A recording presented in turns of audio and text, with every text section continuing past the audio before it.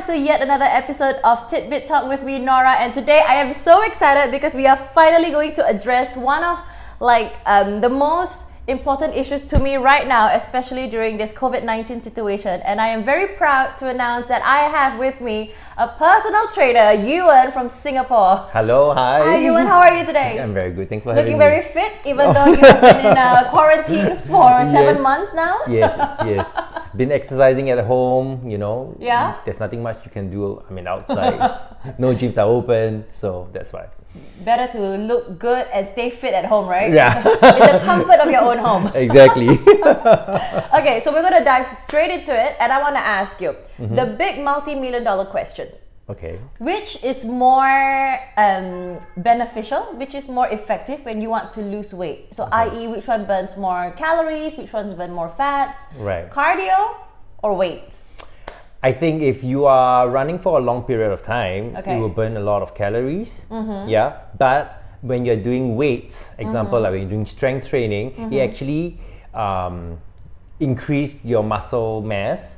Okay. And it will take in more energy and it will burn more calories. So actually, I personally feel gaining strength, gaining muscles will help you burn more in a shorter period of time. Okay. Rather than running for an hour or two. Right. Right. So do you think there is a combination as to how many days in a week you should do strength training, like i.e. weights, or how many days in a week you should do cardio?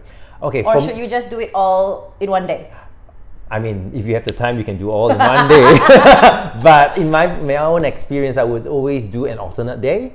Like say Monday, Wednesday, Friday, I'll do strength training, and then Tuesday and Thursday, I'll do like cardio. So you kind of like spread the exercises rather than doing it all in one day, and then you get so fatigued, and then the following day you just have no energy to do it. So. Right. Okay. Right. Got it. So that having said, you mentioned Monday, Wednesday, Friday for one type of training, and then Tuesdays and Thursdays for another type of training. Right. So does that mean that we are free and we can party on the weekends? For sure, we have to live our life, no? Even though I'm a personal trainer, I live my life. Okay, that's good to know. So you can continue your partying on the weekend. So that's the best part.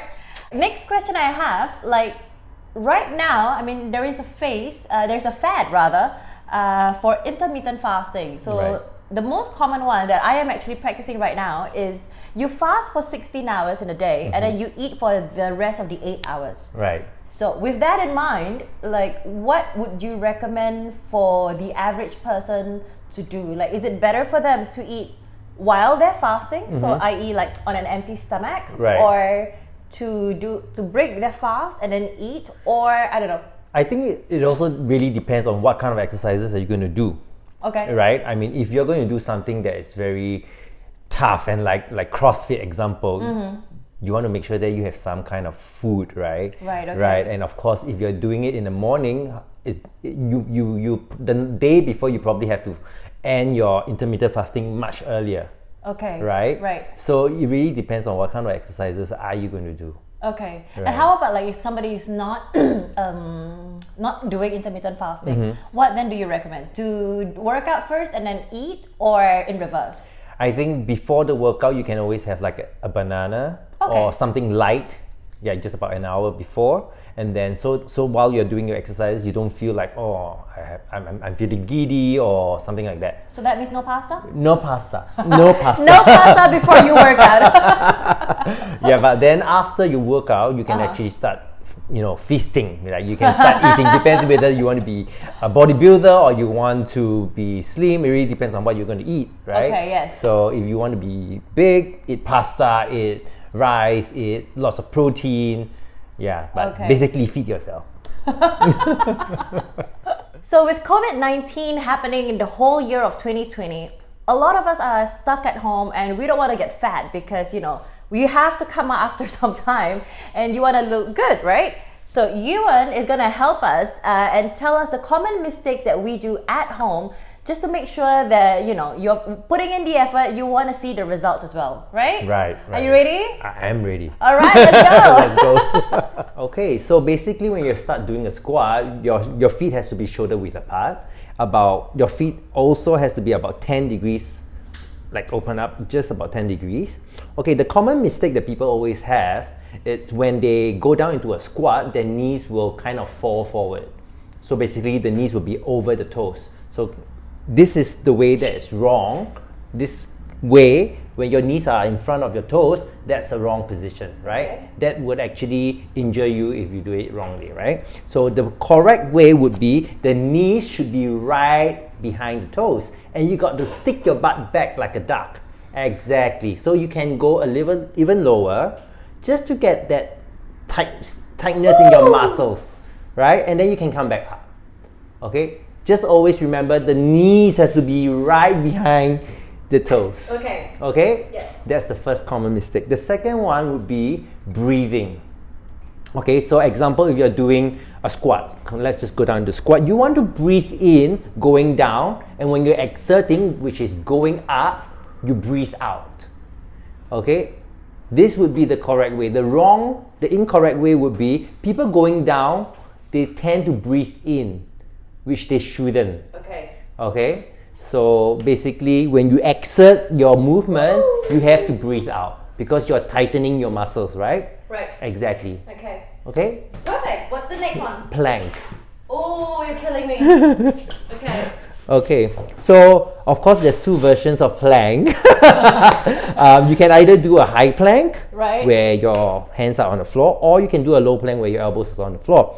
Okay, the incorrect way that people normally do is the shoulders tend to be right behind the elbows, where you kind of see an angle. Okay, this is the incorrect way, or vice versa, the other way around, where the shoulders is way too far front. Okay, you just want to make sure that that shoulders is right above the elbow, so like right in line with your elbow. Okay, that is the correct way. All right, last common mistake. Last common mistake would be, I think all we've done with three common mistakes. How about the mistake with the weights? Ah, right. I totally forgotten about that. Strength training, right. you mentioned once upon a time. Alright, right, okay. What are we doing? So basically, when you start holding the weight, Uh-huh. okay, example, you're going to do a bicep curl. Okay, how would I'm going to show you this way, right? Right. So so the incorrect mistake that people normally do is they actually break the wrist. So I'm going to come closer. Right. They actually break the wrist, which you don't want that to happen, because that's going to be very fragile for your wrist, right? Fragile. Okay. Right? So the correct way is you want to keep that firm and tight in your joint area. Right. So that means this way. Right. So just make Right. sure that you are supporting your wrist rather than letting the weight take over. Okay? So this, no good. That's perfect. Right. Perfect. Perfect. Thank you so much. Thank you so much. That was, oh my god. I'm actually sweating.